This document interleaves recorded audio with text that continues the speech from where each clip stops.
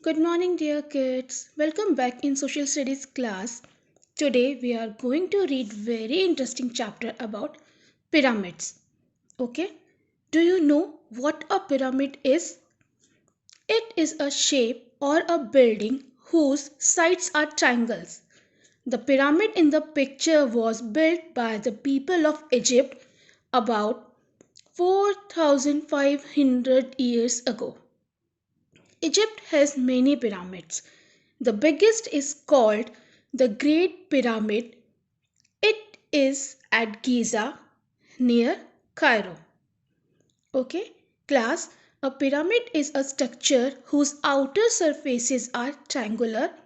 The Great Pyramid of Giza is the oldest and largest of the three pyramids in the Giza Pyramid complex, and it is the oldest of the seven wonders of the ancient world. And you know, the Great Pyramid was one of the tallest man-made structure in the world. Okay, now Egypt, the land of the pharaohs. Thousands of years ago, Egypt was a rich and powerful kingdom. It was ruled by kings called pharaohs.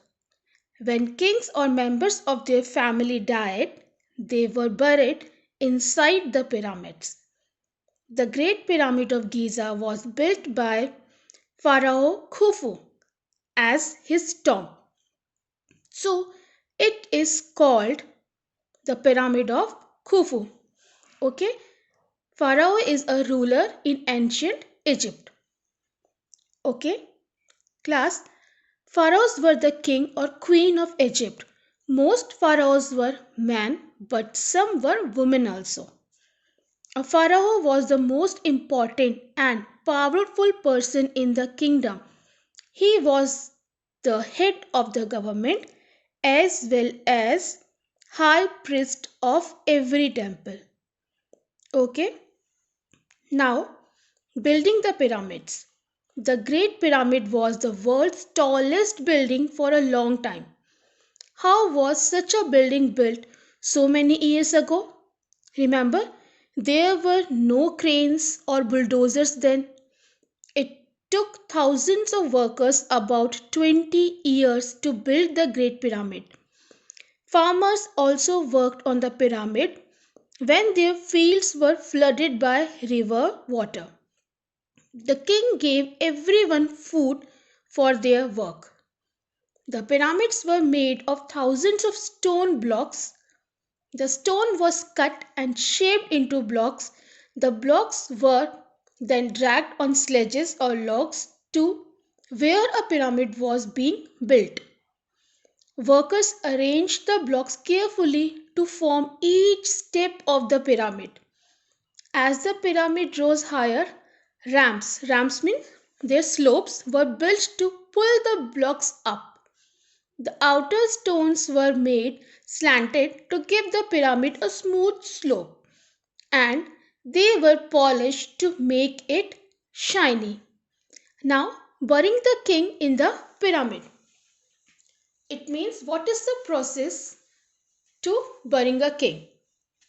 The Egyptians means people of Egypt. The Egyptians looked upon the king as a god and they believed in afterlife. Afterlife means life after their death. So they made sure that the king would live well in his afterlife and protect them forever. To make the king's body last a long time, it was prepared in a special way. It was cleaned, dried, and wrapped in strips of white cloth. A dead body treated in this way is called a mummy. The mummy was placed in a decorated coffin. Coffin means case. The king's coffin was placed in a room inside the pyramid for his use in afterlife. Things like food, jars, bowls, jewelry, and furniture were placed in the room. Then the entrance to the room and the pyramid were sealed to keep out thieves. Now, how do we know about early Egyptians? Okay, we know about early Egyptians from the paintings, statues, and other things that they made. These tell us how they lived, what they wore, what jobs they did, and who they worshipped, and so on. We also know about them from their writings. The Egyptians used pictures and signs to write. Everyone could not write.